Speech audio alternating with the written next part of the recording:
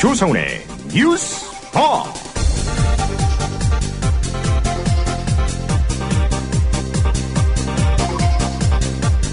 정치자 여러분 안녕하십니까? 조상훈입니다. 청와대가 새누리당의 공무원연금 개정안 연내 처리를 촉구했습니다.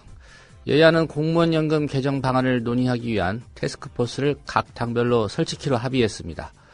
총파업과 정권 퇴진운동까지 예고하며 강경하게 버티고 있는 전국 공무원 노조의 발걸음도 빨라질 것으로 예상됩니다.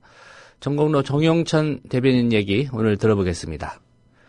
엊그제 서울시내 건물 옥상에서 박근혜 대통령 풍자 그림을 대량 살포한 팝아트 작가 이하 씨가 경찰의 1차 조사를 받고 풀려났습니다.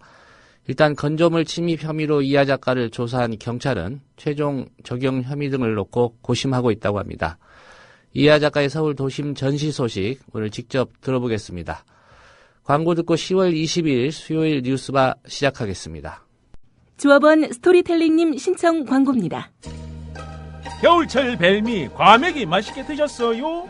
포항 죽도시장 상인협동조합에서 이번에는 간장게장을 내놓아요. 살아있는 암꽃게로 만들어 살이 탱탱한 명품 간장게장. 미디어 협동조합원께는 아주 저렴한 가격으로 모시고 배송비를 따로 받지 않습니다. 010-9896-8282 010-9896-8282 검색창에서 죽도락을 검색하세요. 밥도둑 망도둑 내 사랑 간장게장.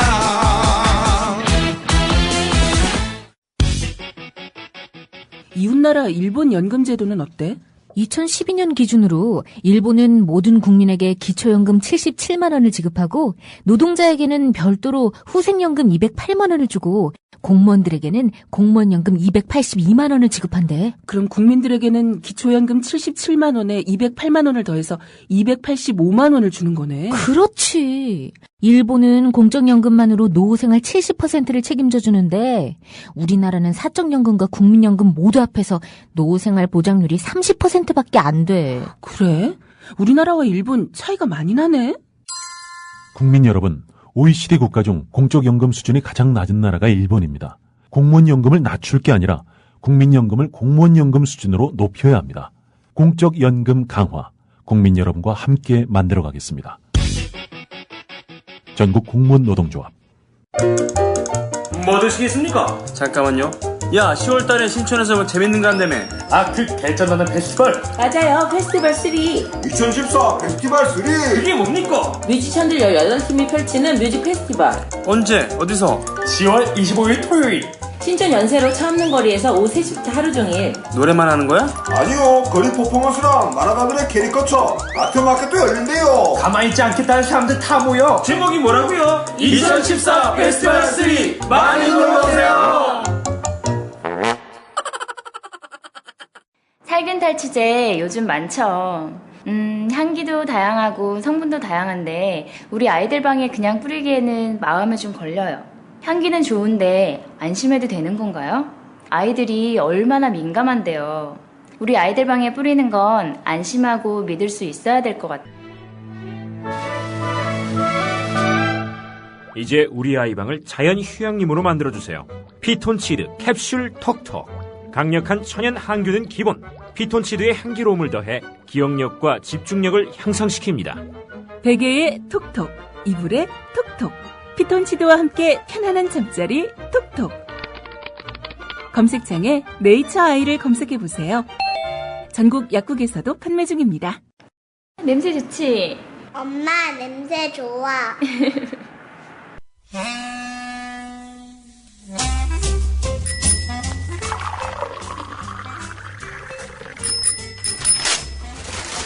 아침 신문 귀로 읽으세요. 김용민의 조간 브리핑. 네, 10월 22일자 조간신문 주요 기사 살펴보겠습니다. 김용민 PD의 조간 브리핑입니다. 안녕하십니까? 네, 안녕하십니까? 예, 조선일보 최보식 칼럼부터 좀 짚어주시겠습니까? 예, 칼럼은 아니고요. 일면에 실렸습니다. 예, 기사를 썼군요, 이번에는. 네, 기사로 되어 있는데 최보식이 만난 뉴라시아라는 코너 제목입니다. 거센 흑바람이 불었다. 원정 67일째 몽골의 수도 울란바토르를 출발한 원코리아, 뉴라시아 자전거 원정대는 공고비 사막으로 들어왔다.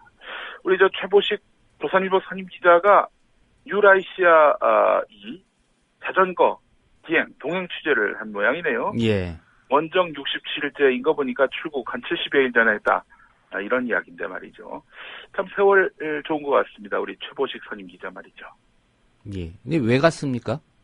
그래서 본인이 기획했던 회사가 가라고 했던 갔겠죠. 예. 근데 왜 이 기사를 뜬금없이 첫 소식으로 전하느냐. 최보식 기자가 상당히 팔자가 좋다. 세월이 좋다. 이런 말씀을 드리기 위해서입니다. 우리 최보식 기자가 어떤 분입니까? 박근혜 대통령 7시간 비밀, 온갖 억측들, 여러 가지 의혹들, 이런 것들을 제기했는데, 이 부분은 별 문제가 안 됐고, 이 최보식 기자의 글을 갖고, 이렇게 거의 베껴쓰다시피 한 일본 산케이 신문 전 서울지국장, 가토다스야 기자, 이 사람은 지금 기소가 됐단 말이죠. 예. 게다가 지금 출국 금지가, 지난 8월 초부터 이어지고 있습니다. 8월 초부터 시작이니까 지금 10월 말 다 돼가고 있죠. 60일 좀 못 되고 있는, 60일 넘었죠?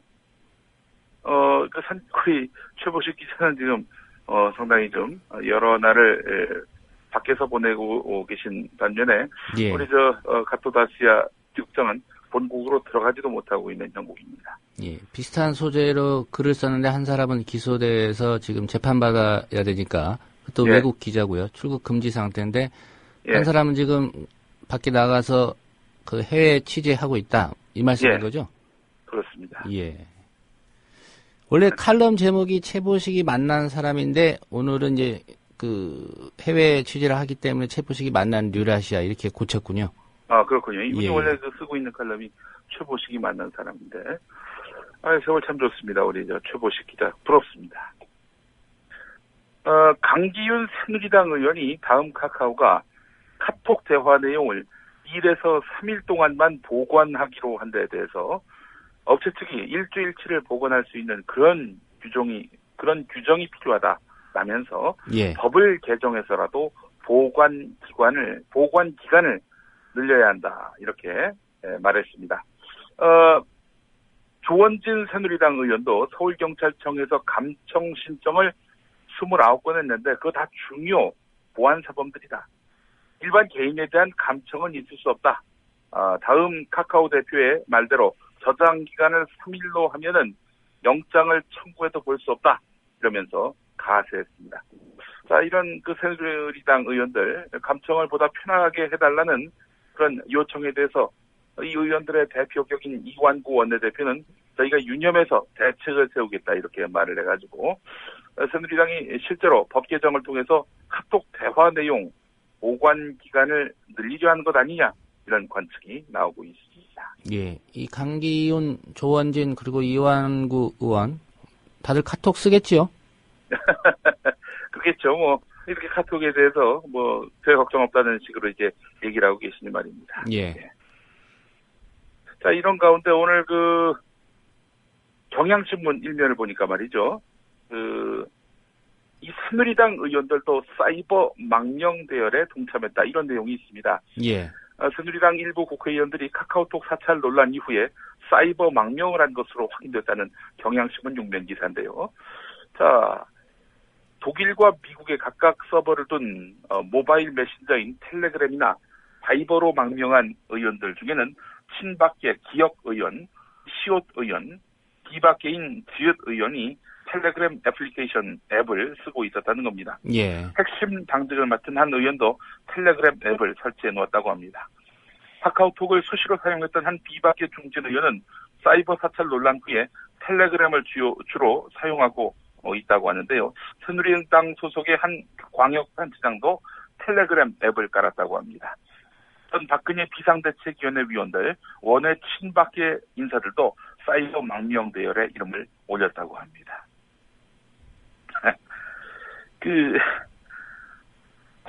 자기들도 카카오톡 풀릴 것 같다. 이런 염려 때문에 이렇게 사이버 망명을 하는 경우도 있지 않았겠습니까? 아무래도 예. 말이죠. 이 기사 상당히 좀 주목됐습니다.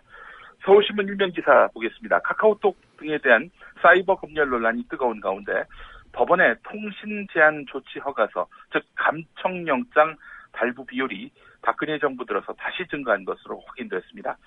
법원은 수사기관이 청구한 감청영장을 10건 가운데 9건 걸로 발부해 준 것으로 집계가 됐습니다. 수사의 편의를 봐준다면서 마음껏 감청영장 이렇게 발부를 해줬다는 것이죠. 이러면 법원이 뭐하러 있나요? 검찰이 해달라고 하면 다 해줄 발부율이 94%라면 신청하면 오케이 해준다는 얘기인데요. 그렇죠. 10건 가운데 9건이라면 말이죠. 정확하게는 94%입니다. 박근혜 정부 들어서 이렇게 영장 발부율이 높아졌다고 하는데 2009년에는 92.3, 2010년엔 91, 2011년 86, 2012년 85%로 해마다 감소세를 보이다가 지난해부터 증가세로 돌아섰는데 줄어들었다 하더라도 다 85% 이상이었네요. 예. 이 법원 이러면 안 됩니다.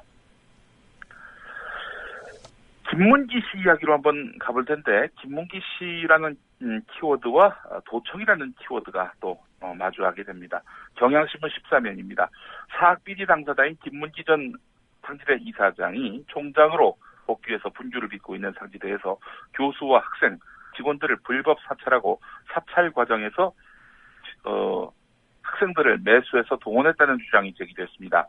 상지대 교수협의회와 총학생회는 김문지 총장 측이 교육부가 대학 정상화 방안을 제시하도록 한 시한을 엿새 앞둔 지난 4일 교수협의회와 총학생회의 간담회를 불법 녹취했다면서 학내 구성원을 상대로 해서 조직적인 사찰을 한 사실이 있다. 이렇게 말을 했습니다. 예. 특히 김문지 총장 측 사람들이 사찰을 위해서 형편이 어려운 총학생회 간부를 금전으로 매수해서 교수들의 간담회 내용을 녹음하도록 사주한 사실도 사찰에 동원된 이 학생의 양심 선언을 통해서 드러났다 이렇게 밝혔는데요. 자, 이 교수협의회 주장에 따르면은 학교와 구재단 측은 불법 행위가 드러날 경우 이를 은폐할 계획까지 세운 것으로 드러났다고 합니다. 이에 대해서 학교는 당연히 부인하고 있는 양상입니다. 예. 사실관계를 좀 따져보려면 결국은 법적인 조치를 취해야 될 것 같습니다. 예, 글쎄 말입니다. 예. 상지대가 만약에 억울하다. 이게 교수들이 이거 하지도 않은 일을 했다고 이렇게 뒤집어 씌웠다. 이렇게 주장하고 있는데. 예. 그럼 명예훼손 혐의로 고소를 하면 될 것 같고요. 고소를 하면 되겠네요. 예. 자, 한겨레 일면으로 가보겠습니다. 안 거치는 세금. 올 결손 10조가 넘을 수도 있다.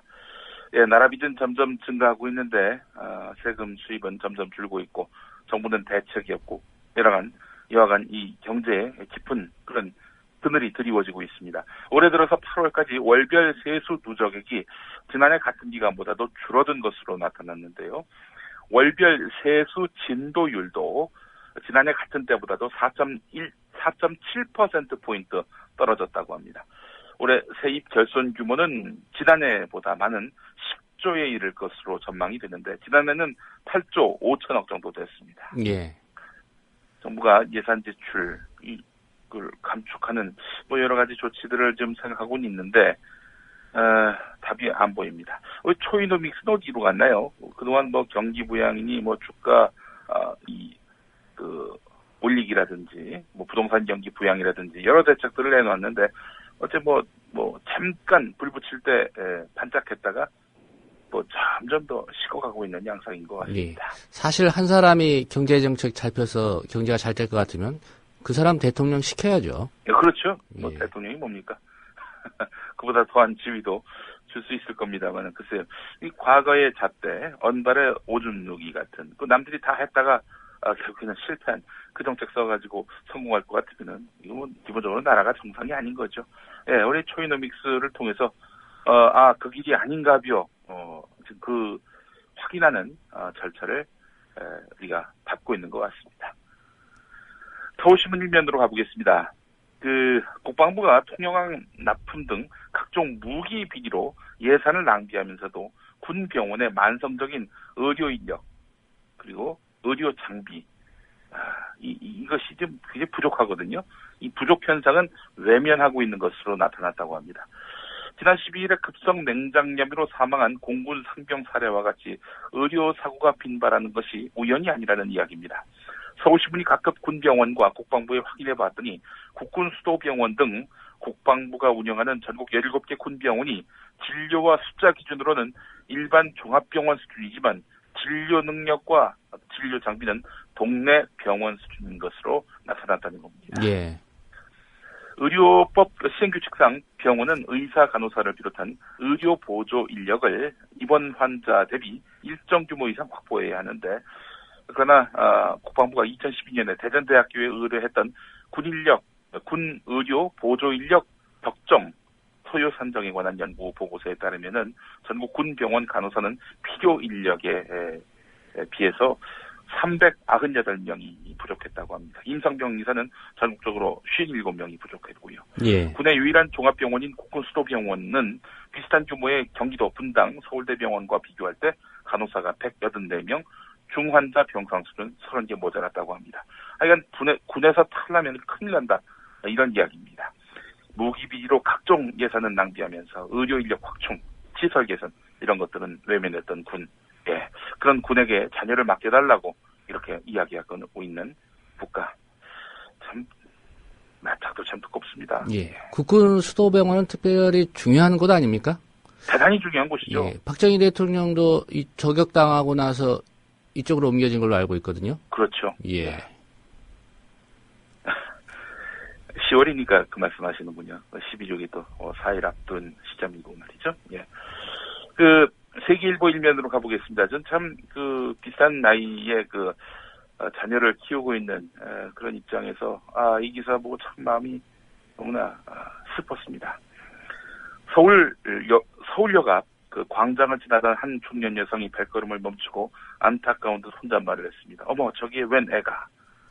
시선이 미친 곳은 때가 낀 맨발의 아이가 노숙인들 사이에서 뛰어다니고 있었던 겁니다. 아이를 본 사람들은 놀란 표정이었지만 아이는 아랑곳하지 않고 바닥에 드러눕기까지 했습니다.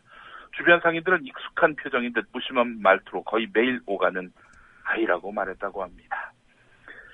차가운 거지로 내몰린 새싹들 이야기가 세계일보 일면에 실렸는데요. 예. 아이는 4살이라고 합니다. 이 4살 아이의 엄마하고 이렇게 이 아이가 노숙 생활을 10년 전부터 시작했다고 하는데, 이 아이 위로 누나가 2명 있는데 아동 보호시설에 보내졌다고 합니다. 자, 그런데 이 엄마 다음 달이면은 뱃속에 있는 넷째가 태어난다고 합니다. 그런데 아무렇지도 않게 이 엄마 담배를 피우고 술을 마셨다고 하는군요. 이 엄마는 아이 아빠는 서울역에서 만난 노숙인이다. 지금 어디에 있는지 모른다. 이렇게 말했다고 합니다. 참, 예. 대책이 없네요. 서울역에서. 예. 경향신문 일면으로 가보겠습니다. 청와대가 새누리당 김무성 대표를 정면으로 겨냥했습니다. 새누리당 김무성 대표가 개헌론을 제기했었죠. 예. 그러다가 청와대가 상당히 불쾌한 표정을 나타내니까 말실수다. 언론이 너무 과하게 쓴 것 같다. 뭐 이런 식으로 얘기하면서 슬쩍 사과했습니다. 이에 대해서 청와대가 저희는 당대표 되시는 분이 실수로 언급했다고는 생각하지 않는다. 이렇게 말했다고 합니다. 이 상당히 놀라운 일입니다. 청와대가 작심하고 김무성 대표에게 공개적으로 불쾌감을 표시한 겁니다. 청와대 고위 관계자라는 사람이 춘추관에서 기자들과 만나서 기자가 노트북을 펴놓고 말하는 것을 받아치는 상황인데, 그런 상황 속에서 개헌 관련한 언급을 한 것이 기사화될 수 있음을 염두에 두고 말한 거 아니냐라면서 김무성 대표 말이 실수가 아니다 이렇게 얘기했습니다. 예. 실수가 아니라고 그렇게 생각하는 것이 정상이 아닌가 이렇게 말하기도 했는데, 김무성 대표의 발언이 실수가 아니라 여론 탐색을 위한 계산된 발언이며 청와대를 향해서 내 길로 가겠다 이렇게 뜻을 밝힌 것으로 규정한 것입니다. 한편 김무성 대표는 이런 청와대 고위 관계자 발언에 대해서 대통령에게 사과의 입장을 밝혔다. 더 이상 이 문제에 대해서 밝힐 입장이 없다. 이렇게 말했다고 합니다. 예, 기자들한테 이 얘기도 했다고 그러죠. 청와대 누군데? 이런 얘기도 했다는데. 청와대 누군데라고? 청와대 고위 관계자는 누굽니까? 정말 궁금해서 한번 여쭤봅니다. 아니, 청와대 고위 관계자, 기자들이 뻔히 봤을 텐데, 있지 않겠습니까? 언론사의 그 정보 보고에는 이미 이 고위 관계자가 누군지 다 나왔을 텐데 말이죠. 예. 대통령이나 비서실장 정도면 모르겠는데, 나머지는 김무성 대표 입장에서는 고위 관계자라고 생각 안 해서 그런 질문을 했을 것 같기도 하고요. 수석급 이상 아니겠습니까? 수석급 이상이어야 고위 관계자라고 말할 수 있을 것 같은데 말이죠. 모르겠습니다. 뭐, 지난번에 김태효 기획관도 뭐, 군 사이버 사령부가 아니라, 국군에서 이제 조사를 할 때, 수석님 이랬다고 하는 거 보니까, 기획관급 이상도 고위 관계자인지는 알 수 없습니다만은. 예. 뭐, 누군지 다 알겠죠? 김무성 대표도 모르겠습니까? 여당 대표인데 말이죠. 경향신문 이면으로 가보겠습니다. 대우건설이 이재만 청와대 총무비서관을 사칭한 조모 씨에게 취업 사기를 당한 것은 정피아 때문이라는 지적이 나왔습니다. 국회정무위원회 강기정 의원이 서울 여의도 산업은행 본점에서 열린 산업은행 국정감사에서 청와대 총무비서관을 사칭한 사기꾼에게 취업 사기를 당했던 대우건설은 그럴 만한 이유가 있었다라면서 지난 5년 동안 대우건설의 임원, 사회이사, 고문들의 상당수를 MB 정권과 현 정권의 정피아 낙하산들이 장악했기 때문이다. 이렇게 말한 것입니다. 자, 이러다 보니까 아무래도 당연히 청와대 쪽에서 누군가를 낙점했다. 뭐 이런 이야기를 듣다 보면은 이 사람을 빨리 채용하라 이런 이야기 아니겠는가.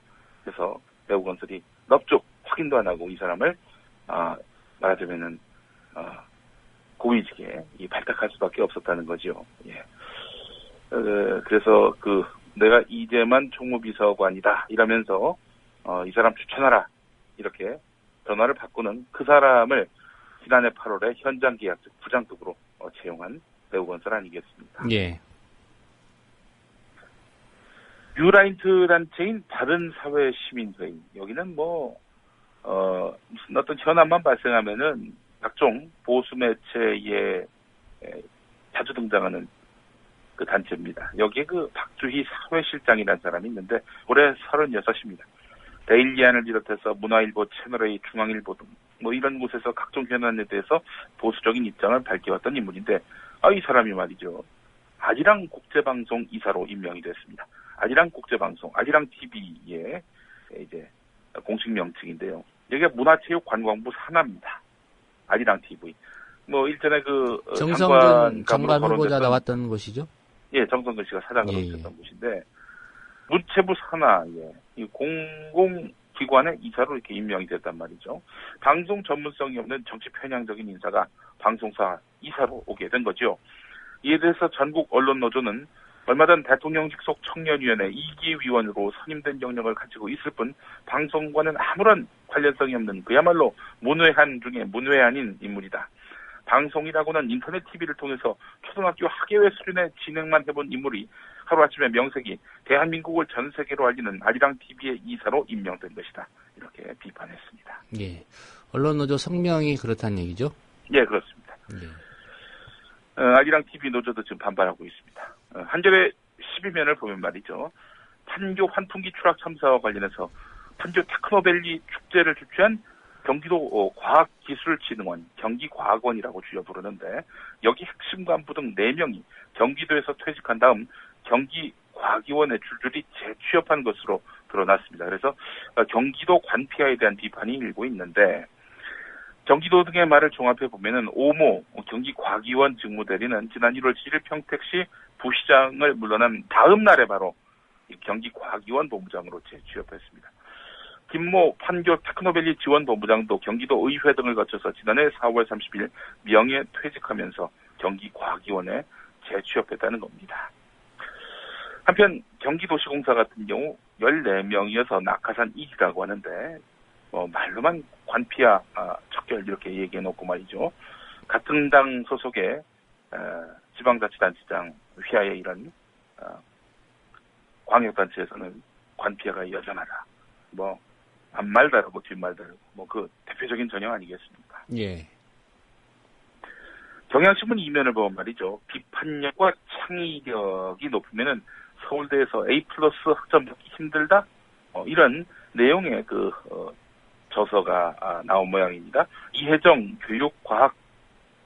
교육과 혁신 연구소 소장이 저서에 쓴 내용이라고 하는데 말이죠. 책 제목이 이렇습니다. 서울대에서는 누가 A+를 받는가 이겁니다. 서울대생 1111명 1111명을 이제 대상으로 해서 신청 조사를 한 건데 70%가 수용적 사고력에 이렇게 응답을 했다고 하는데 교수구를 암기하는 거 한마디로 이걸 뜻하는 겁니다. 교수구를 암기하면은 고학점의 비결이란 것이죠. 창의적인 사고를 한 학생들은 학점이 도리어 안 나와서 좌절을 겪고 있다고 하는데요. 창의적 리더를 양성하겠다는 서울대의 어떤 그 교육 목표 여기에 반하는 그런 학점 부여를 하겠습니다. 한겨레 오면을 보게 되면은 대북비라 이거 뭐 항공법으로도 막을 수 있을 텐데 막지 않은 정부의 태도를 질타하고 있습니다. 사실 예. 대북 전단을 살포 못하게 규제할 수 있는 법률이 많습니다. 헌법만 보더라도 국민의 모든 자유와 권리는 국가안전보장, 질서유지, 공공복리를 위한 필요한 경우에 한해서 법률로서 제한할 수 있다 이런 거죠. 국가안전보장, 공공복리에 해당하는 문제 아니겠습니까? 남북 간의 어떤 평화가 유지되는 부분들 말이죠. 질서유지도 마찬가지고요. 자, 그리고 항공법을 보면은 허가를 받지 않고 관제구역, 통제구역, 주의공역에서 비행하는 행위를 해서는 안 된다. 이런 얘기입니다. 비행금지구역에서 이렇게 그 대북 전단을 이렇게 하늘에 띄워가지고 풍선으로 띄워서 살포하는 거 이거 항공법으로 규제할 수 있다는 겁니다. 경찰관 직무집행법도 보면은 사람의 생명, 신체에 위해를 끼치거나 재산상 손해가 예상될 때 필요하다고 인정되는 조치를 취할 수 있다 이런 얘기고요. 뭐 북에서 포 날라오면은 그때 진짜 뭐 사람의 생명, 신체, 재산상 손해가 당연히 예상되지 않겠습니까? 예. 남북교류협력법을 보더라도 물품을 반출하거나 반입하려는 자는 대통령령으로 정하는 바에 따라서 통일부 장관의 승인을 받아야 한다. 북쪽으로 이 삐라라는 물품을 반출하려는 거 아니겠습니까? 그러니까 당연히 이거는 장관 승인을 받아야 될 사안이란 것이죠. 그 밖에도 고압가스 안전관리법도 저촉될 수 있다는 겁니다. 예. 이제 풍향이 거의 북서풍으로 바뀌는 그런 시기 아닙니까? 이거 뿌리면은 북쪽으로 가는 게 아니라 남쪽에 와서 떨어지는 거 아닌지 모르겠습니다. 그래서 말입니다. 글쎄요, 뭐 하여간, 이런 그 규제 법률로 해가지고, 뭐 남쪽에서, 이렇게, 남쪽 국민을 상대로 해서 삐라 살포하는 건 또 못하게 하는, 그 근거가 되고 있는 것 같기도 하고 말이죠. 한국일보 일면을 보면은 그런데 군당국이 최근 경기도 김포의 해병대 2사단 애기봉 전망대에 설치한 등탑을 43년 만에 철거한 것으로 확인됐다는 기사가 있어서 눈길을 끕니다. 예. 성탄절 앞두고 매번 북한과 이 신경전을 벌였던 애기봉 등탑 아니겠습니까? 이거를 철거했다는 겁니다. 안전진단 D등급이 나와서 해체를 했는데 뭐 지금 이런 안전진단 D등급 이런 거 따졌던 정권입니까? 그냥 뭐 북한과 각을 세우는 일에 있어서는 뭐 어떤 그런 위협적 상황에도 불사하겠다 이랬던 정권인데 이걸 해체한 것은 아무래도 고위급 접촉을 위한 유화 제스처가 아니겠는가 한국일본도 이렇게 풀이하고 있습니다. 예, 다시 세우는 건 아니겠죠? 다시 세우는 일이 있을지 한번 또 주목해볼 필요가 있을 것 같습니다. 예. 기사 하나만 더 보겠습니다. 국민일보 2면인데 하버드 의대 교수가 직장 스트레스와 건강 관련 분석이 있는데 악덕 상사는 정신, 육체까지 좀 먹는다. 뭐 이런 제목입니다. 상사로 인한 스트레스는 심근경색, 심장마비에 치명적이다. 업무 성과, 생산성 향상에 도움이 안 된다. 예. 그렇게 되면은 이직까지 고려할 필요가 있다. 이런 이야기인데 말이죠. 예. 예. 뭐 하여간 저도 새겨 듣고 또 직장의 모든 그런 그 부하를 두신 직장 상사께서도 좀 관심을 갖고 보셔야 될 것 같습니다. 예. 국민일보가 이 기사를 썼군요. 예, 국민일보가 이 기사를 썼네요. 예. 어떤 분을 해주시켰던 그 국민일보가 말이죠. 예. 네, 오늘 여기까지 하겠습니다. 예. 김용민 PD의 조간 브리핑이었습니다. 잘 들었습니다. 예. 10월 21일 국회 미래창조과학방송통신위원회 국정감사 새정치민주연합 최민희 의원 한국방송광고공사 즉 코바코의 곽상문 사장을 부르는데 그 곽상문 사장님. 네. 지금 3년 연속 적자잖아요. 지금 코바코가. 네, 그렇습니다. 네. 그런데 그 임금은 그대로 월급은 받으시는 거죠? 네, 그렇게 알고 있습니다. 3년 연속 적자, 이것 때문이다. 그 핵심 이유가 뭡니까? 우선 이제 방송 광고 매출이 대폭 줄어들었습니다. 3년 연속 적자를 해소하기 위해서 가장 먼저 뭐 해야 됩니까? 저희들로서는 여러 가지 연구 조사 활동, 실질적 현장 그런 말하자면 조사를 통해서 자료를 만들어서 방송통신위원회에 우선 여러 차례 정책적인 건의를 하고. 정책 건의로 끝내실 거예요? 그 조사 활동하고 정책 건의하면 됩니까, 그게? 열심히 뛰신다면서요. 그건 너무 소극적인 것 같은데요. 그리고 방송사에 대해서도 이제 홍보를 하고, 저희들도 이제 공청회도 열고, 세미나도 열고, 네, 대외적인 홍보 활동을 열심히 해 나가겠습니다. 네, 거기까지 듣고요. 그래서 제가 지금 이 위기의 코바코에는 곽성문 사장님 같은 분이 오시면 안 된다고 생각하는 겁니다. 그리고 곽 사장님, 코바코 누가 지원하라고 하셨나요?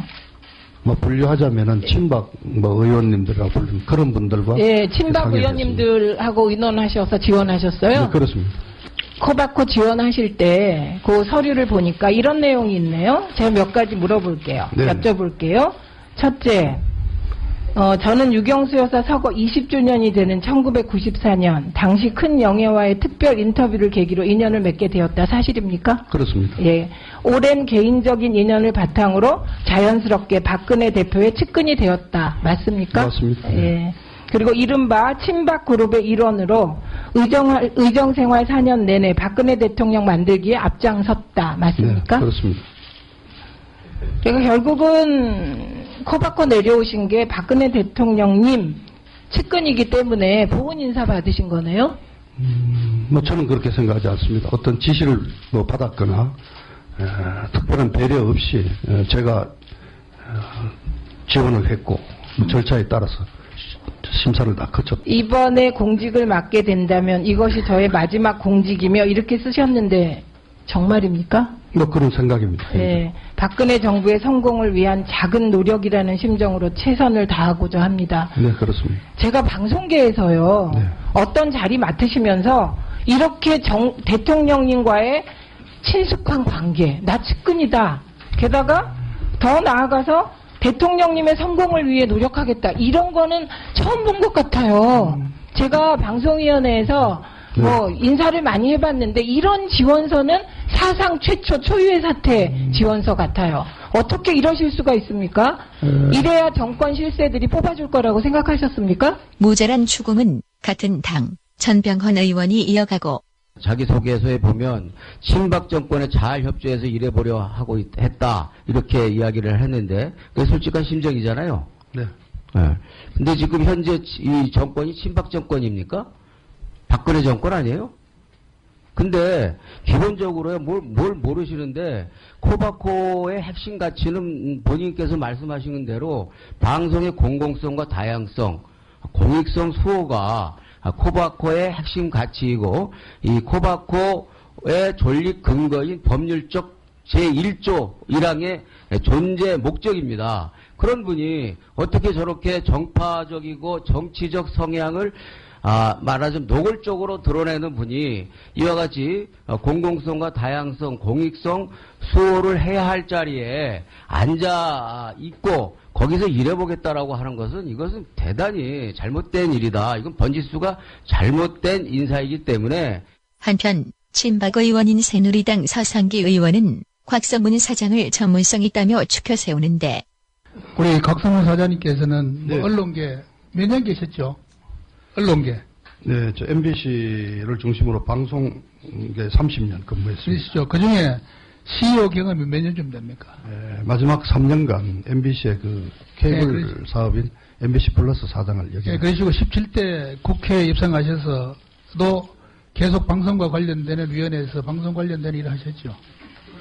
그렇지는 않습니다. 네, 저는 산자위에서 대구 섬유산업 섬유산업 쪽에 했습니까? 산자위에서 주로. 네, 그래서 어쨌든 간에 제가 보기에는 방송과는 나설지 않은 그런 경력을 가졌다 이렇게 생각하고 있는데 본인도 그렇게 생각하세요? 그렇습니다. 저는 전공이 방송이라고 할 수 있습니다. 과연 그럴까? 내년부터는 코리안 특급 박찬호 선수의 경기를 MBC를 통해서 볼 수 있게 됐습니다. MBC는 오늘 메이저리그 경기 중계방송권 판매를 주관하는 미국 메이저리그 사무국과 중계 독점 계약을 체결했습니다. MLB 측은 한국 내 메이저리그 팬들이 증가하는 상황에서 전국 네트워크를 갖춘 MBC가 최상의 파트너라고 판단해 계약을 맺기로 했다고 밝혔습니다. MBC는 2001년부터 박찬호 단독 중계. 그런데 4년 동안 매해 $800만 지급하기로 MLB 측과 계약. 그런데 이듬해부터 박찬호는 부진했고 그래서 100억 가깝게 MBC는 적자를 보게 됐는데 당시 계약을 추진한 인물은 MBC 스포츠 국장 곽성문 한 코바코 사장님. 방송 전문가, 경영 전문가 맞습니까? 그렇습니다. 저는 전공이 방송이라고 할 수 있습니다. Breaking news So the United States is lowering. 출근길 국제뉴스 브리핑. 장혜림의 월드 리뷰.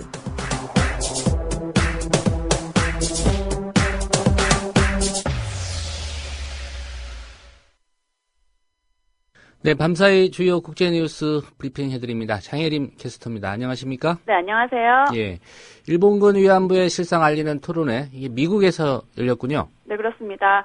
미국 존스 홉킨스대 국제관계대학원은 현지 시간으로 21일 중국인 위안부의 비참한 이야기를 주제로 토론회를 개최했습니다. 이날 토론회 앞부분에 중국인 위안부라는 저서의 공저자인 뉴욕 바사칼리지의 페이페이 추 교수는 중국인 위안부의 실상에 대해 발표했는데요. 예. 추 교수는 책에 나온 중국인 위안부 피해자 12명 중 2-3명의 증언을 소개하면서 일본군이 마구잡이로 중국 여성을 납치해 위안부로 삼은 뒤 성적으로 온갖 학대를 했다고 말했습니다.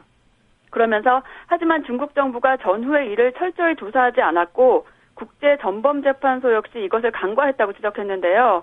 추 교수는 사회적 분위기로 인해 위안부 생존자들은 침묵해야만 했고 1980년대 후반이 돼서야 관련 이야기들이 나오기 시작했다고 설명했습니다. 예. 추 교수는 또 일본 아베 정부가 고노다마를 부정하고 있다고 비판하면서 위안부와 같은 비극이 다시 일어나지 않도록 하기 위해 일본은 철저히 반성하고 후세대의 교육을 제대로 해야 한다고 강조했습니다. 예. 요즘 일본의 분위기 보면 세기의 격리기입니다, 사실은. 네. 홍콩 시대와 정부 간의 첫 공식 대화가 있었죠. 어떤 얘기들이 오간 것으로 보도가 되고 있습니까? 홍콩 시민의 도심 점거 시위가 24일째 이어진 21일, 홍콩 정부와 시위대가 처음으로 공식 대화를 했지만 별다른 합의 없이 서로 간의 견해차만 확인했습니다.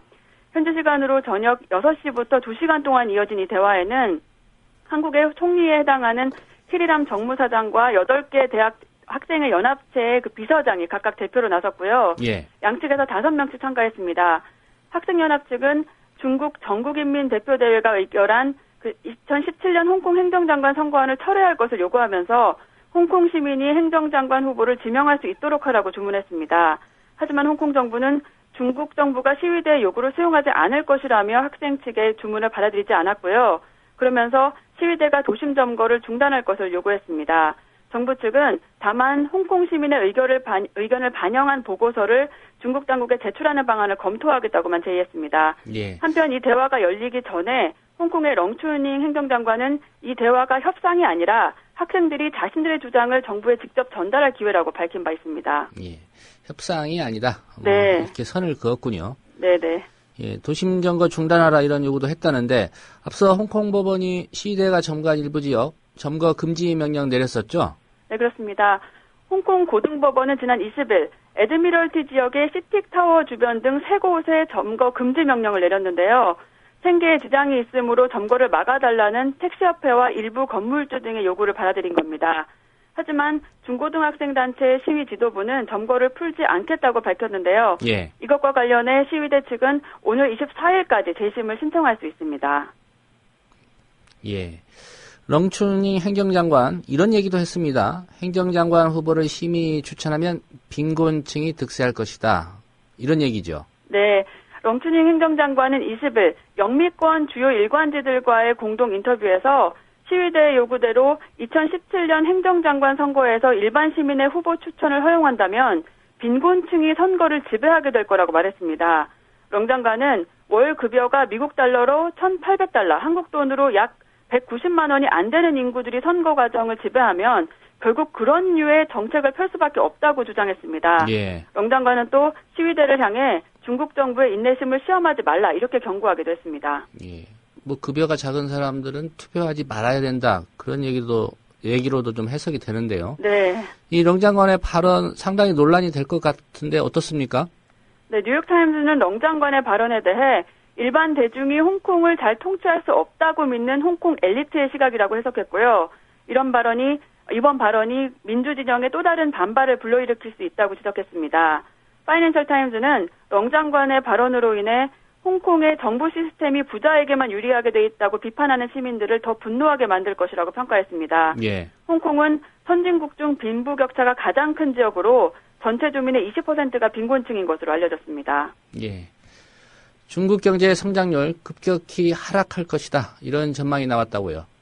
미국 민간 조사기관인 컨퍼런스 보드는 지난 19일 발표한 보고서를 통해 2020년 이후 중국의 경제 성장률이 3.9%로 떨어질 거라고 전망했습니다. 컨퍼런스 보드는 중국의 국가 통제에 근거한 발전 모델이 불균형을 만들어내고 있다고 지적했고요. 예. 2020년도 정도부터는 중국의 사회 기반 시설 투자와 부동산 투자가 지금 같은 수익을 내지 못해 생산성이 하락할 것이라고 설명했습니다. 컨퍼런스 보드뿐 아니라 세계은행도 2021년부터 2025년까지의 중국 경제 성장률을 5.9%로 예측한 바 있는데요. 이런 어두운 전망이 나오는 가운데 중국의 올해 3분기 국내 총생산 성장률은 최근 5년 사이 최저인 7.3%를 기록했습니다. 예. 이탈리아 경찰은 2조가 넘는 세금 탈루한 기업들을 적발했군요. 네, 이탈리아 경찰이 현지 시간으로 21일 회계 조작 등을 통해 17억 유로, 한국 돈으로 약 2조 3천억 원의 세금을 탈루한 회사들을 적발했다고 이탈리아 언론들이 보도했습니다. 이탈리아 경제경찰은 기업들이 세금 탈루를 위해 유령 청소 용역회사나 보안 서비스 회사 등과 계약을 맺은 후 가짜 청구서를 발행하는 방법을 썼다고 밝혔는데요. 예. 이 기업들은 이 가짜 청구서를 이용해 유령 회사의 계좌에 돈을 쌓아놓고 이것을 나중에 현금으로 찾아 산마리노나 룩셈부르크 등의 은행에 넣어둔 다음 파산을 선언하는 방식으로 돈을 빼돌린 것으로 알려졌습니다. 이탈리아 뉴스통신은 여러 기업들이 지난 2001년부터 이런 범죄를 자행해 국가 재정에 큰 손실을 미쳤다고 전했습니다. 한편 이탈리아의 마테오 렌치 총리는 내년도 예산안을 발표하면서 재정 결손을 막기 위해 세금 탈루를 적극적으로 파헤치겠다고 공언한 바 있습니다. 예, 오늘 소식 잘 들었습니다. 네, 고맙습니다. 네, 장혜림 캐스터였습니다. 계속해서 이 시각까지 들어온 주요 뉴스 짚어드립니다. 문희정 아나운서입니다. 이 시각 주요 뉴스입니다. 지난해 감소했던 국세 납세 유예액이 세월호 참사에 따른 세정 지원 등의 영향으로 올 들어 다시 늘어났습니다. 국세청에 따르면 지난해 징수 유예, 기한 연장 등 납세 유예해준 액수는 총 5조 8천억 원으로 2012년보다 7.6% 감소했으나 올 들어 지난 6월까지 납세 유예 실적은 총 3조 5천억 원으로 이미 지난해의 절반인 2조 9천억 원을 넘었습니다. 담뱃값과 지방세 인상에 이어 전국의 공공요금까지 들썩이고 있어 서민 부담이 커질 것으로 보입니다. 서울과 인천, 경기 등 수도권 지방자치단체들은 기존의 버스, 지하철 운영 적자에 광역버스 입석 금지로 운행버스가 늘어나면서 운수업체의 부담이 증가해 요금 인상이 필요하다는 입장입니다. 일부 의료기관이 입원 환자에게 제공할 식사조리를 외식업체에 맡겨놓고도 직영으로 만든 것처럼 속여 환자 밥값을 부풀리는 수법으로 부당이득을 취한 것으로 드러났습니다. 국민건강보험공단이 국회 보건복지위 이종진 새누리당 의원에 제출한 자료를 보면 2006년 입원 환자의 식사에 대해서도 건강보험을 적용한 이후부터 식대 가산 부당 청구가 증가하고 있습니다. 정부가 지자체의 누리과정 지원을 위해 1조 9천억 원 상당의 지방채 인수에 이어 추가적인 지방채 발행 지원 방안을 검토 중인 것으로 전해졌습니다. 기획재정부 관계자는 교육교부금 초과분 정산 과정에서 지방교육 재정이 겪는 일시적인 어려움을 감안해 국회 예산 심의 때 지방채 발행과 관련한 추가적인 지원 방안을 찾고 있다고 말했습니다. 어젯밤 11시 50분쯤 서울 영등포구의 지상 15층, 지하 6층 주상복합 건물의 1층 슈퍼마켓 창고에서 원인을 알 수 없는 불이 나 44명이 대피하는 소동이 빚어졌습니다. 불은 창고에 쌓여있던 물건 등 총 3,500만 원의 재산 피해를 내고 7분 만에 진화됐습니다. 재난대비 안전한국훈련 이틀째를 맞아 전국 곳곳에서 재난대비 훈련과 소방차 길터주기 훈련을 실시합니다. 소방방재청은 2014 재난대비 안전한국훈련과 제396차 민방위 훈련이 오늘 전국 곳곳에서 일제히 진행된다고 밝혔습니다. 지금까지 이 시각 주요 뉴스였습니다. 시대와 역사의 맥이 짚힌다. 조상훈의 뉴스바. 현장에서 전해드리는 실시간 정치권 뉴스.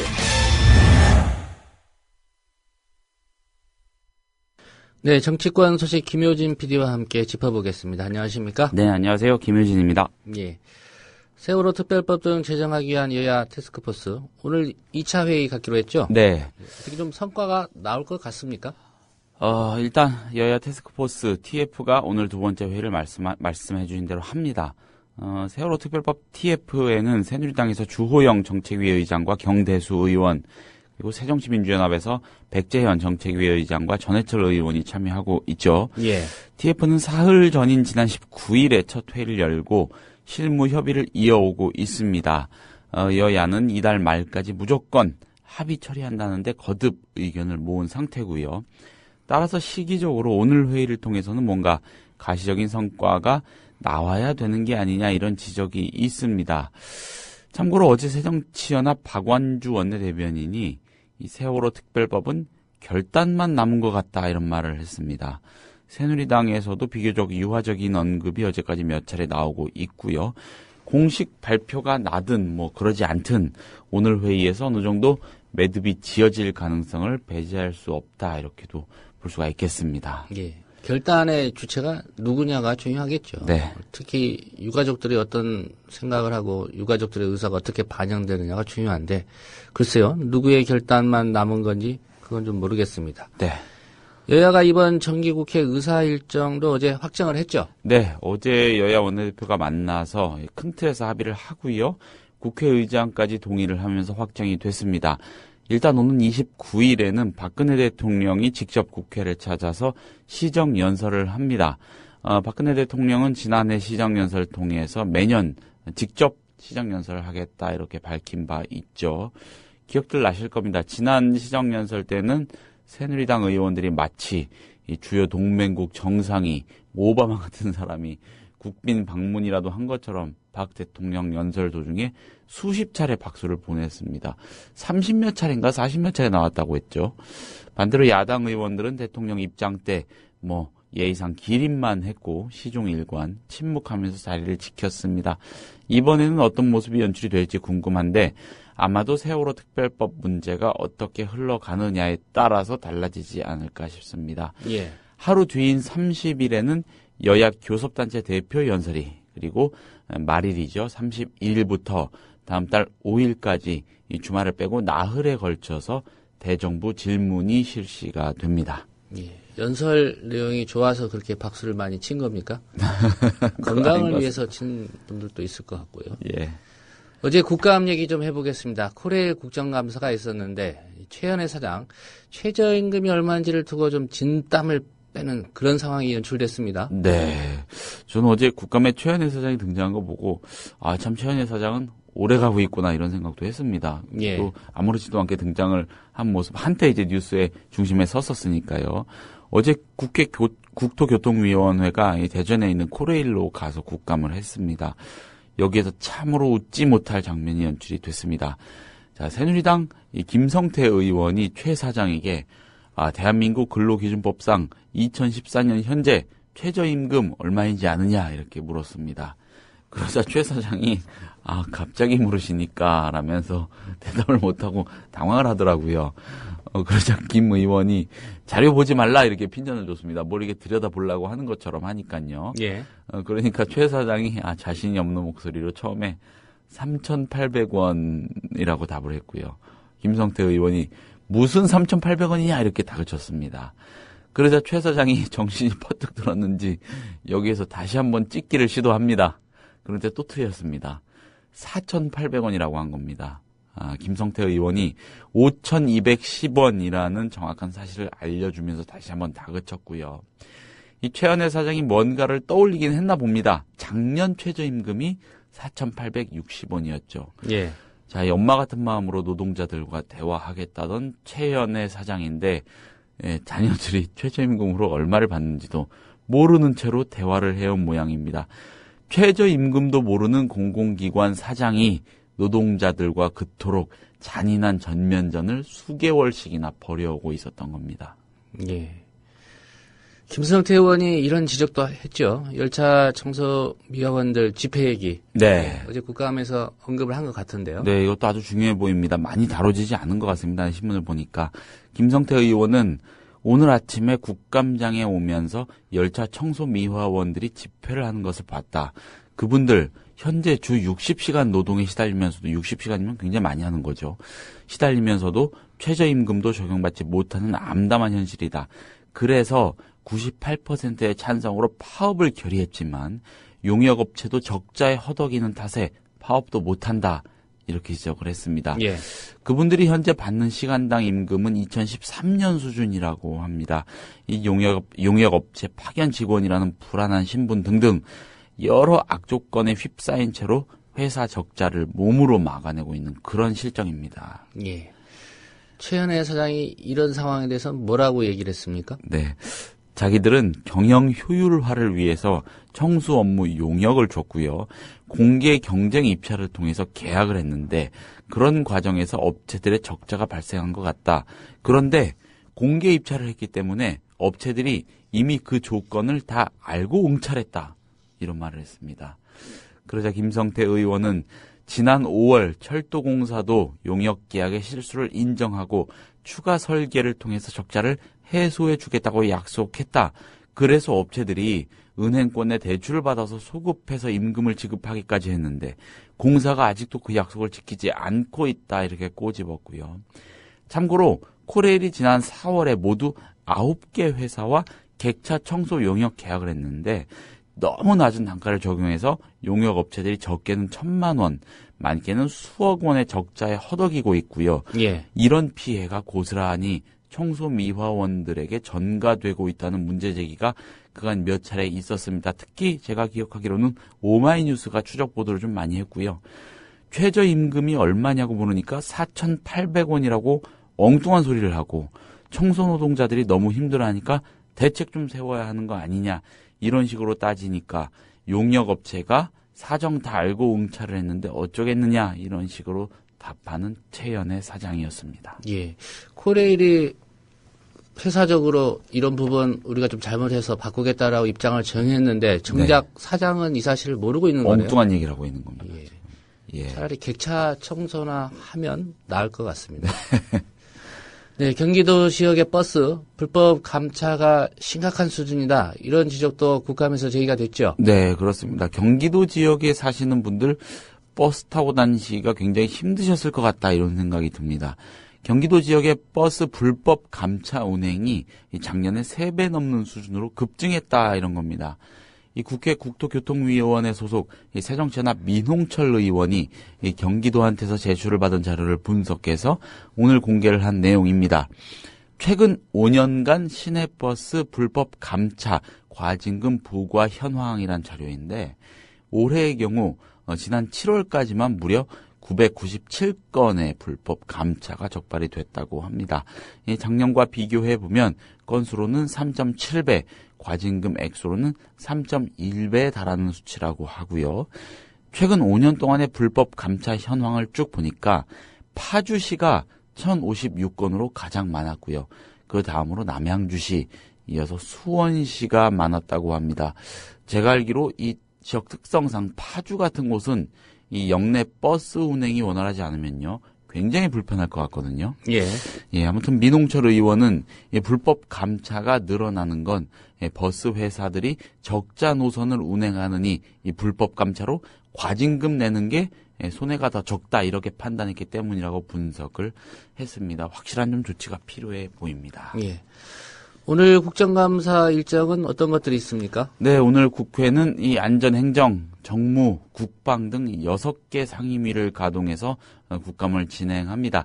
특히 안행위의 경우 경기도, 경기지방경찰청 등에 대한 국감을 하는데 아마 판교 환풍구 추락사고를 두고 뜨거운 분위기가 연출이 될 것으로 보입니다. 안행위는 국감에 앞서서 이 남경필 경기지사, 이재명 성남시장, 오태경 경기과학기술진흥원장 직무대행 등으로부터 이번 사고에 관한 긴급 현안 보고를 받을 예정입니다. 오늘 제가 주목하는 것은 행사 주최를 둘러싸고 경기도와 성남시 또 경제매체 2대12 등등의 사이에 불거진 명의도용 논란입니다. 이 논란이 어떻게 해결되느냐에 따라 최종적인 책임의 소재가 분명해질 것이기 때문입니다. 예. 정무위원회 같은 경우는 한국주택금융공사 등에 대한 국감을 벌입니다.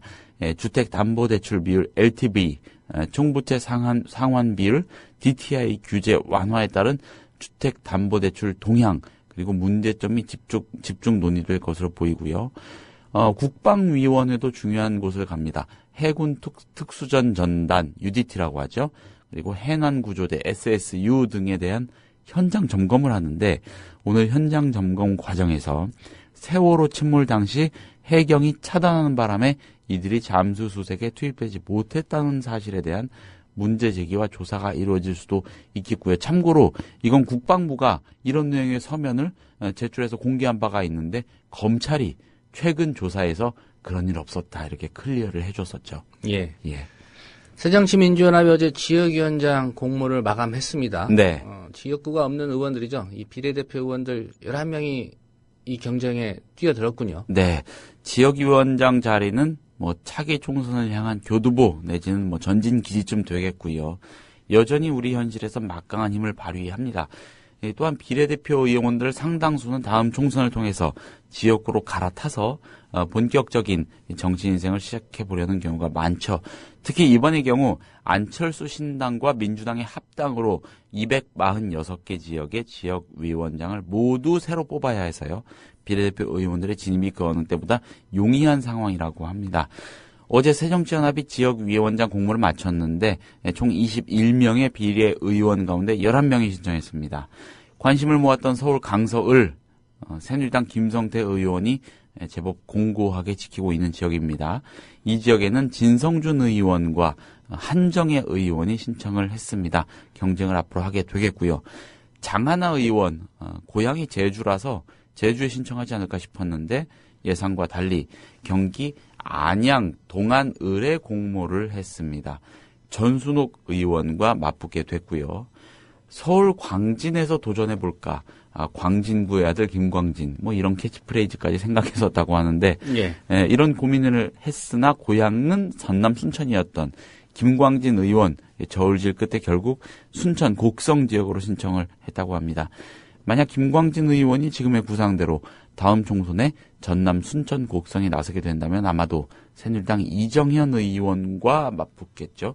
이정현 의원 특유의 이 자전거 유세를 능가하는 어떤 획기적인 전략도 필요하다 싶습니다. 네, 나이는 한참 젊습니다. 네, 김광진 의원이요.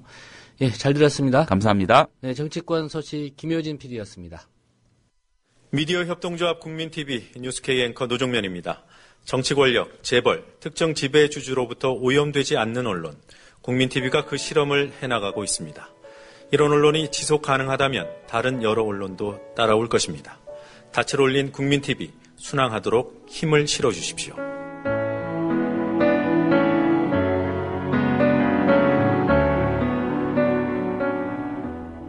월 11,000원의 조합비 납입. 조합원 여러분의 많은 동참을 바랍니다.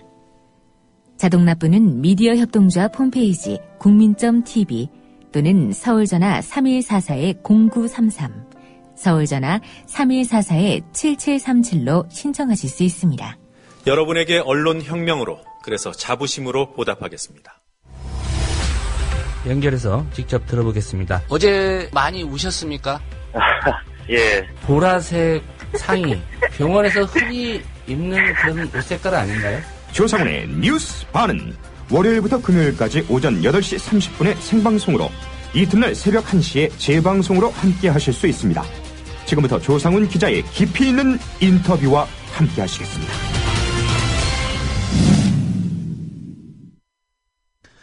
네, 청와대가 최근 총리공관에서 비공개 당정청 회의 열고 공무원연금 개정안 연내 처리를 새누리당에 주문했습니다.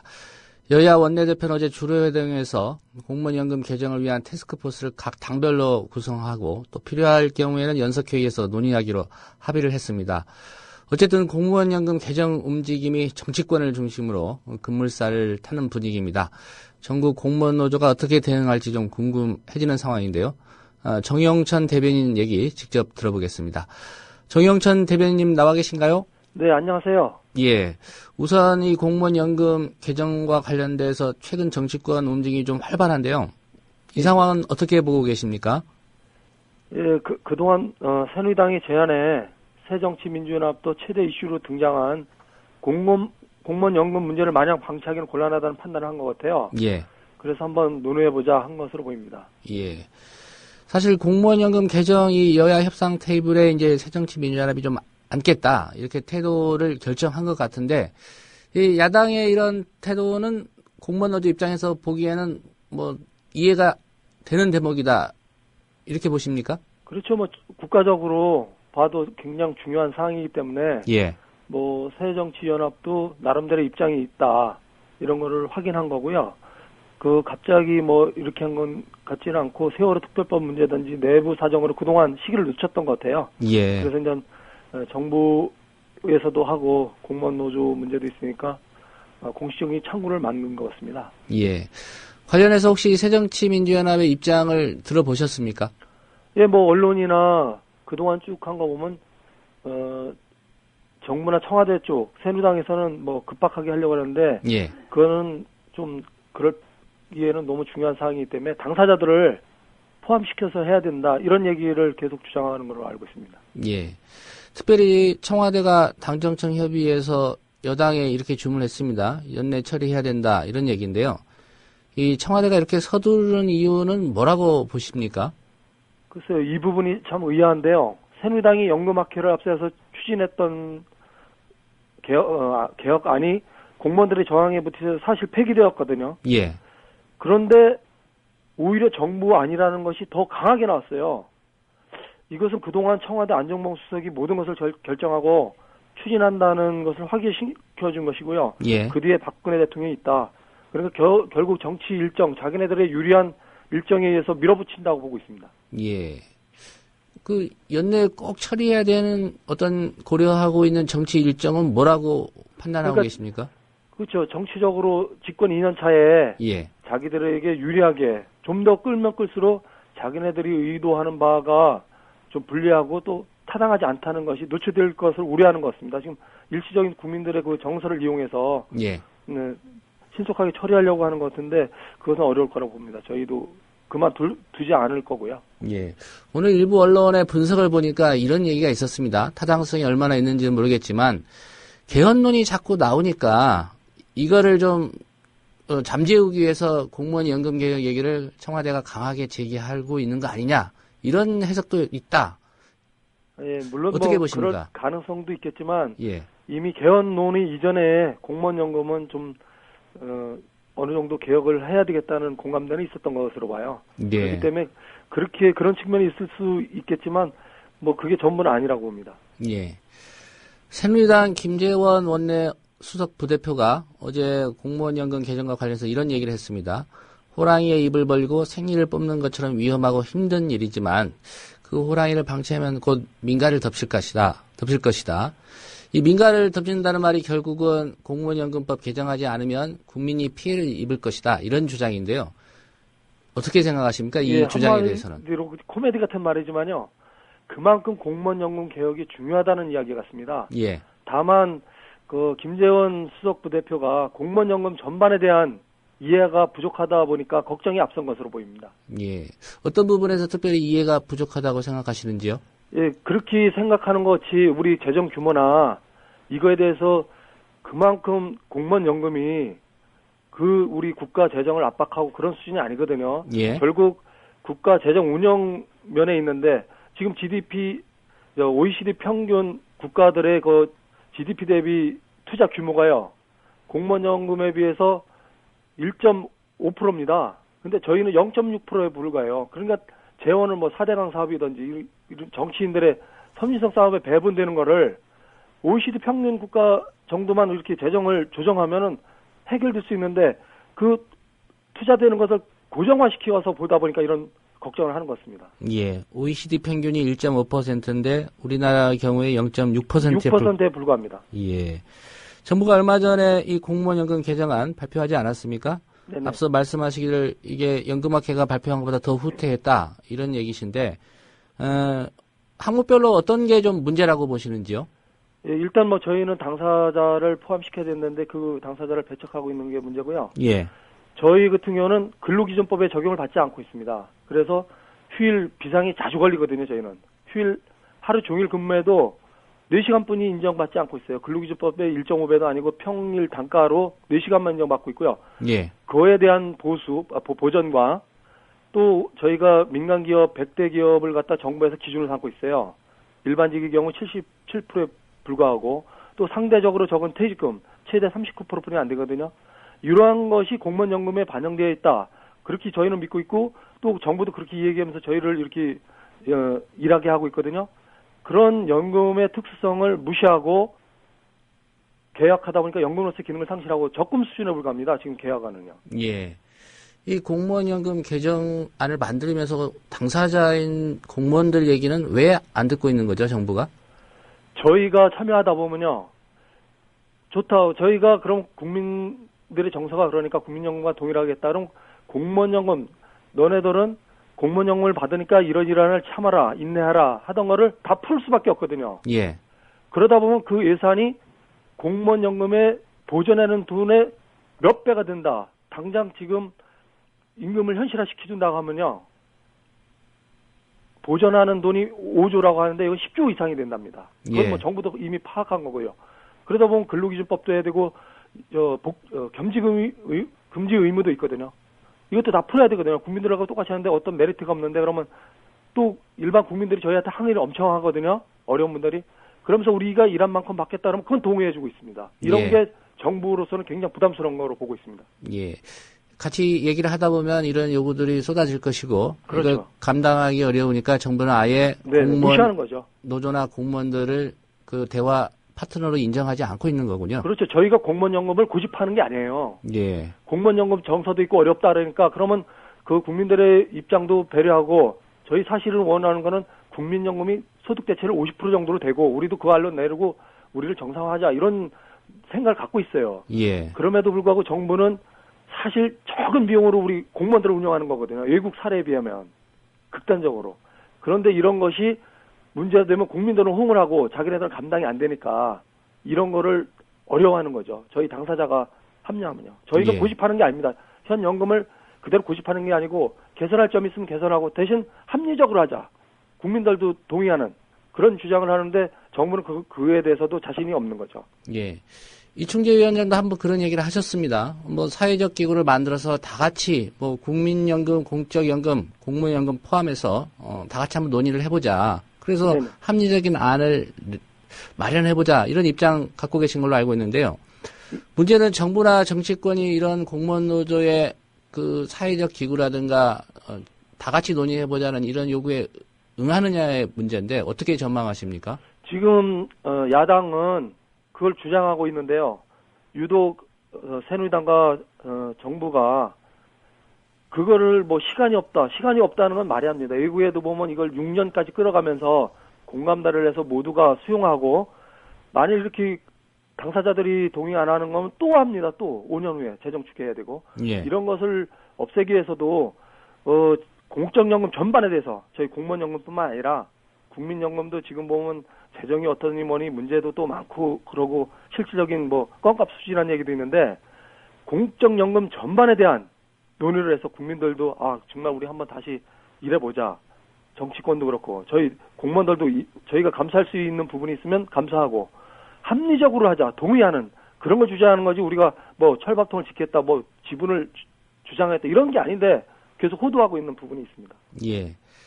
총파업 정권 퇴진 운동도 불사하겠다 이런 입장 밝히셨습니다. 네네. 한 가지 궁금한 게 이 사안으로 총파업이 가능한지 좀 여쭤보고 싶고요. 만약에 총파업 돌입한다면 그 시기는 언제쯤으로 잡고 계십니까? 예, 지금 저희는 지난 대연대에서 정부가 일방적으로 연금으로서의 기능을 상실한 계약안을 추진한다면 총파업을 추진한다는 결의를 이미 해놓은 상태입니다. 예. 그런데 지금 정부도 정부안이라고 흘려놓은 게 정부안이 아니라고 하고 있고요. 정부안이 확정돼서 결국은 정부안이라는 게 박근혜 대통령 생각인 것으로 확인됐거든요. 예. 이 안은 결국 새누리당과 야당과의 관계, 국회에 넘어올 때쯤이 아마 시기가 아닌가. 저희가 정부가 총대를 메고 처음 했을 때는 정부안이 제출됐을 때 총파업 시기를 잡았었거든요. 예. 근데 상황이 많이 유동적이었기 때문에 다시 논의 체계를 거치고요. 또 저희가 공적연금 계약 저지를 위한 공동투쟁본부에 속해 있습니다. 그 투쟁본부의 투쟁 활동도 봐가면서 결정해야 될 사안으로 보고 있습니다. 예. 그 시점은 말씀하신 대로 정부안 최종안이 국회에 제출되는 그때쯤으로 보고 있고요. 예. 예. 이 노조 지도부의 입장에 대한 공무원사의 여론은 좀 어떤지도 궁금한데요. 물론 대의원대회에서 이 총파업 결의까지 하셨다고 했으니까 뭐 지지를 받고 있다고는 생각은 듭니다만은. 예, 기대가 대단합니다. 지금 뭐 저희 조합원뿐만 아니라 가족, 수급자들도 지금보다 더 강한 투쟁을 해라. 주문이 아주 상당합니다. 예. 예. 한 가지만 더 여쭤보겠습니다. 결국 뭐 이 문제도 국민 여론의 지지를 얼마나 받느냐 이게 관건일 것 같은데 앞으로 어떻게 국민들 설득해 나가실 계획이십니까? 예, 지금 보면 국민들도 어렵다고 하지만 정부가 이 호도하는 측면이 많아요. 공무원연금을 운영하면서 그 24조나 갖다 쓰고 메꾸지도 않고 이런 부분. 또 공무원연금에 대한 일국의 사례, 투자 규모가 우리 전에도 앞에서도 말씀드렸지만 작다. 합리적인 안을 저희도 마련해서요. 국민들한테 홍보해 나갈 거고요. 예. 또 전체 사회 단체나 정부 쪽 그리고 야당 쪽에도 저희 설득력 있는 안을 마련해서 우리가 이걸 고집하는 게 아니다. 저희도 얼마든지 논의 구조에 참여할 수 있다는 것을 얘기하다 보면 좀 더 바람직한 방향으로 전개될 거라고 그렇게 보고 있습니다. 예. 요약하면은 뭐 개혁을 하고 바꿔야 된다는데 동의하고 논의에 참여할 테니 함께 논의하자 이런 말씀인 거죠? 그렇죠. 그러다 보면 합리적으로 결정될 거라고 보고 있습니다. 저희는. 예. 오늘 말씀 잘 들었습니다. 네, 고맙습니다. 예. 전국 공무원 노조의 정용천 대변인이었습니다. 대통령의 눈물 몇 방울에 이미 완전히 침몰한 세월호는 또 한 번 물속으로 가라앉았습니다. 수학여행을 가던 길이었는데 정말 다행스럽습니다. 전원이 다 구조됐다는 소식, 이 소식 전해드립니다. 군 당국은 해군 함정들은 물론이고 육군과 공군까지 동원 가능한 모든 전력을 침몰 사고 현장에 급파했습니다. 담화 내용을 보면요, 예상을 뛰어넘은 일종의 국민들한테 좀 충격을 준 것 같습니다. 그런 면에서 본다면 대통령의 이제 담화는 매우 성공적이었다, 저는 그렇게 보여지고요. 유병헌 씨의 도피를 돕다가 체포된 30대 여성 신모 씨의 모발과 순천 별장에서 가져온 체액이 묻은 휴지의 DNA 검사 결과가 언론이 사회의 공기라고요? 갈 길을 잃어 표류하면 흉기가 될 수 있습니다. 권력과 자본으로부터 완벽하게 독립한 협동조합 언론, 미디어 협동조합. 조합원이 돼 썩지 않도록 계속 커가도록 힘이 돼주십시오. 조합원 가입은 미디어 협동조합, 국민TV 홈페이지에서 하실 수 있습니다.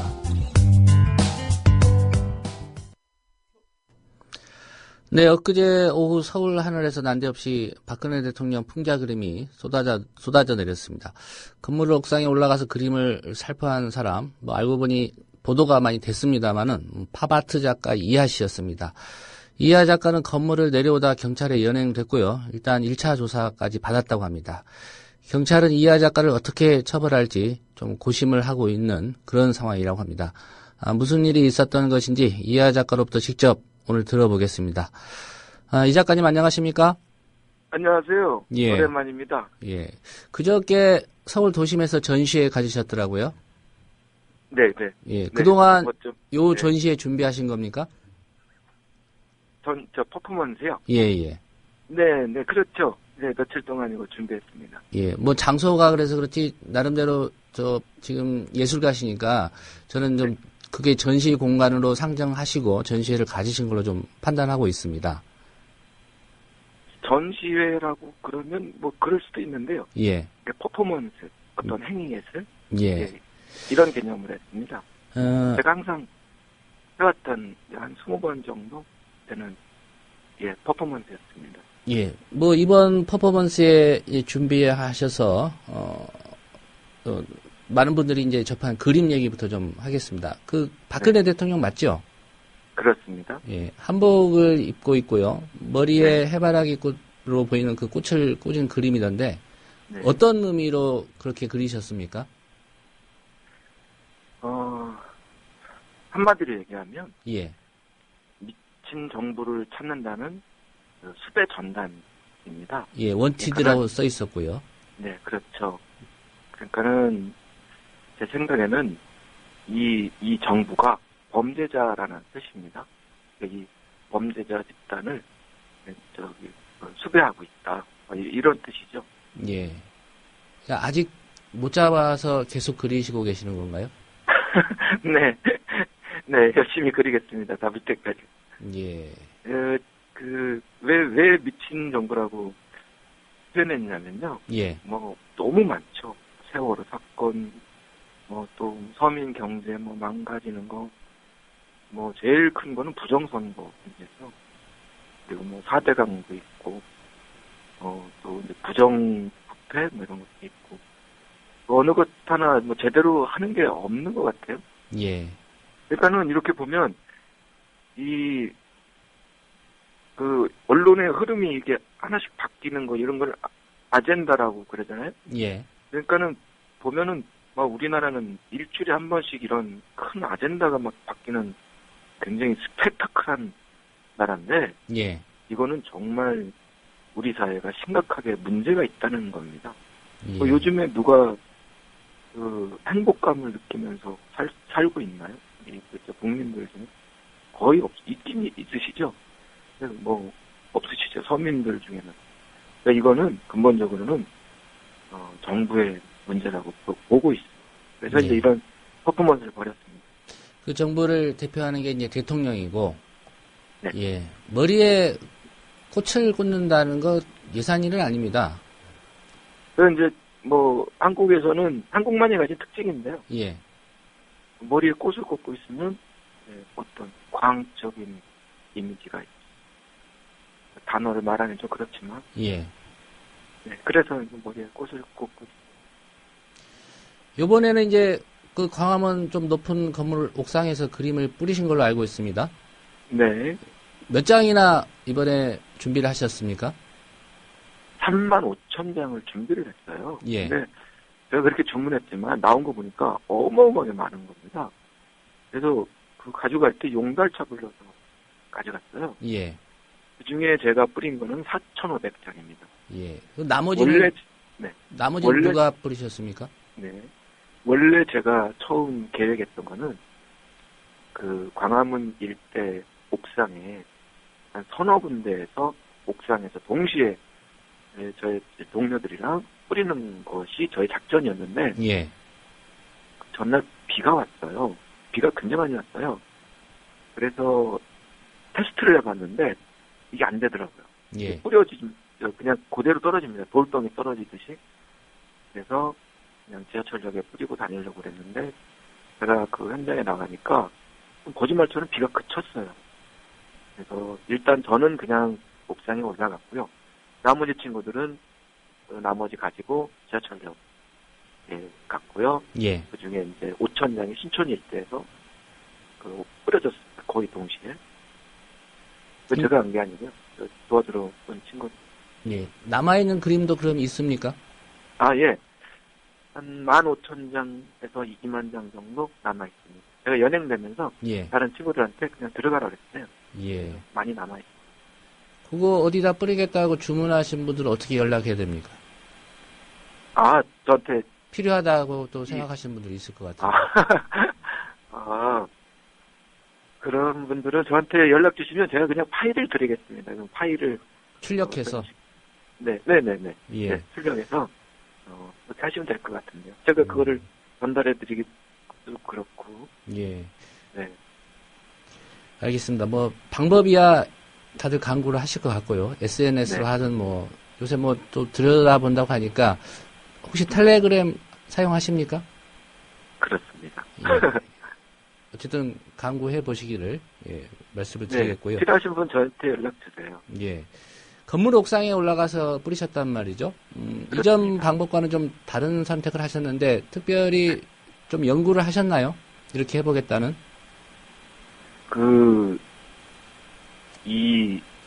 제가 이제 아무래도 제가 만드는 이 그림의 내용이 예민한 거지 않습니까? 한국에서는. 그래서 이건 이제 정상적으로 이렇게 발표할 수 있는 방법이 참 드물어요. 그래서 나름대로 이거를 발표할 수 있는 방법을 굉장히 많이 연구를 했어요. 예. 그래서 많이 알고 있습니다. 노하우들도 좀 있고요. 그 중에 하나가 이 옥상에서 뿌리기였는데 이거는 예전부터 언젠가 한번 이걸 해야 되겠다 그런 생각을 하고 있었어요. 근데 제가 굉장히 더 좋아하는 단어가 있어요. 어떤 단어입니까? 여우비요. 예. 네, 그게 이제 느닷없이 내리는 비거든요. 세상의 어떤 불쾌한 찌꺼기들 이런 거를 여우비가 돼서 이렇게 느닷없이 확 내려서 찌꺼기들을 싹 쓸어버리자. 이런 뜻에서 제가 만든 그 프로젝트 팀도 예술과 집단 프로젝트 팀도 여우비 프로젝트입니다. 예. 그래서 뭐 퍼포먼스 하고 다니고 막 이런 거 하는데요. 그래서 이제 이 여우비처럼 이렇게 쫙 하늘에서 쏟아지는 그런 빗방울 하나하나가처럼 이렇게 보이게 하자. 그런 의미에서 이제 옥상에 가서 뿌렸죠. 예. 혹시 최근에 이제 그 대북 시민단체에서 사용하는 방식이요? 네. 이른바 삐라 살포 방식 있지 않습니까? 그렇죠. 그 방식을 한번 써볼 계획은 없습니까? 이게 풍선에 이렇게 올려서 그렇죠. 하는 거요? 예. 경찰도 특별히 제지를 안 한다고 하니까요. 그것도 이제 좋은 방법인데요. 그분들이 하시니까 제가 그걸 따라할 이유는 없을 것 같아요. 예. 네, 뭐 생각은 하고 있습니다. 예. 온라인에서는 이런 의견도 있었다고 합니다. 대북전단 살포를 막을 수 없다는 경찰이 대통령을 풍자한 전단 유포에는 민감하게 대응하는 것 아니냐. 이런 반응에 대해서는 어떻게 생각하십니까? 아무래도 그렇죠. 말 안 해도 다 알죠. 확인이 안 되지만 심정적으로는 다 아는 일이죠. 제 입장에서 좀 억울한 게 있죠. 이 시대가 그러니 인생의 그냥 작가 인생의 한 부분으로 받아들입니다. 이것이 왜 처벌거리가 되는지 저는 좀 이해하기 힘들어. 어떤 혐의라고 말을 하는데 제 입장에서는 논리적으로 말이 안 되거든요. 그분들이 말씀하시는 혐의가. 뿌리시고 건물 내려오다가 경찰에 연행되셨죠? 내려오다가 연행된 건 아니고요. 그러니까는 그걸 뿌리는데 5분도 안 걸렸어요. 그리고 이 밖이 보이질 않는 구조예요. 굉장히 높아요. 벽이. 옥상의 벽이. 그래서 밖에서 무슨 일이 일어났는지 전혀 몰랐어요. 안 보이니까. 근데 거기 청소하고 그리고 사다리 내가 이제 가져온 게 있는데 구석에서 그거 정리하고 청소하고 이러냐고 시간 보내고 그리고 내려오는데 이제 옥상 거기 이제 계단으로 내려옵니다. 20층까지. 근데 관리자 두 분이 아주 그냥 너무너무 놀라셔서 뛰어 올라오셨어요. 관리자분들이. 당신들 때문에 우리 잘리게 됐다. 우리 계약직인데 이거 어떻게 할 거냐고 막 난리가 나셨어요. 화를 내시고. 그래서 그분들한테 막 그 생각은 못 했거든요. 그래서 이제 사과드리고 막 이러냐고 시간 보내고. 그러다 보니 나중에 경찰분들이 그 옥상에 올라오셨어요. 그래서 현장에서 체포됐죠. 처음 미란다 원칙 말씀하시면서 처음 혐의는 그거요. 광고물법 위반이라. 광고물법 위반이요? 네, 경범죄 중에 광고물법 있거든요. 근데 이게 그래서 적당하지가 않죠. 그때는 이제 뭐든지 어떤 혐의를 만들어야 되기 때문에 그렇게 말씀을 하신 것 같아요. 실수하신 것 같아요. 그 보도 보니까 건조물 침입 혐의도 적용할까 말까 고민 중이라는데 그 얘기는 안 하던가요, 경찰이?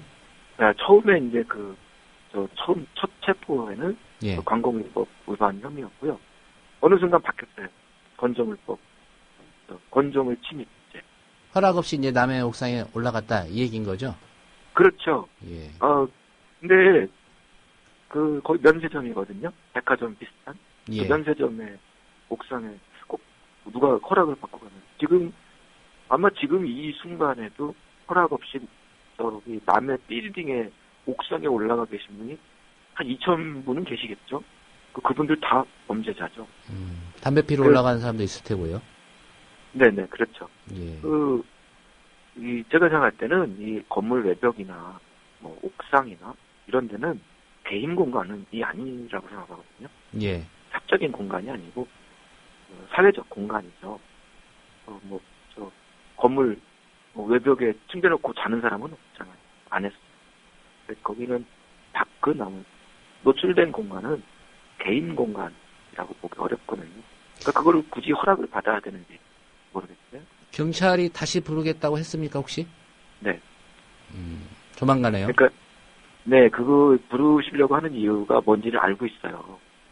뭐냐면, 예. 이분들이, 좀 치사하세요. 치사한데 저한테는 굉장히 약점이 되는 부분이에요. 그게 뭐냐면, 저를 도와준 사람들을 자꾸 처벌하려고 합니다. 예. 이번에도 저랑 같이 동행한 기자님이 계신데, 이 기자님까지 연행되셨어요. 그리고 그분도 처벌받을 것 같아요. 같은 혐의로. 이 세상에 동행 취재했다고 그 기자님을 처벌한 게 어딨어요. 이건 뭐 듣도 보도 못했어. 그리고 이번에 절 도와준 동료들을 신원을 봐가려고 굉장히 노력을 하고. 예. 아마 다음에 소환된다면 아마 그분들 신원을 확인하려고 그러시는 것 같아요. 근데 저는 말할 수 없죠. 예. 제가 말하지 않아도 알 수 있는 방법들이 많으실 텐데 차라리 그렇게 하시든지 그거는 그분들이 해야 될 것 같고 제 입장에서는 말할 수 없습니다. 예. 어려우시겠지만 오늘 말씀은 여기까지 듣고요. 앞으로 네. 그 경찰 조사 과정이나 그 상황이 좀 진전되는 걸 봐가면서 인터뷰 요청을 또 드리도록 하겠습니다. 네, 예. 고맙습니다. 예, 말씀 잘 들었습니다. 네. 예. 엊그제 서울 도심에서 전시회를 열었던 팝아트 이하 작가였습니다. 네, 오늘 뉴스바가 준비한 소식은 여기까지입니다. 지금까지 제작의 김효진 PD였고요. 저는 조상훈이었습니다. 내일 오전 8시 30분에 다시 인사드리겠습니다. 함께해 주신 여러분 고맙습니다.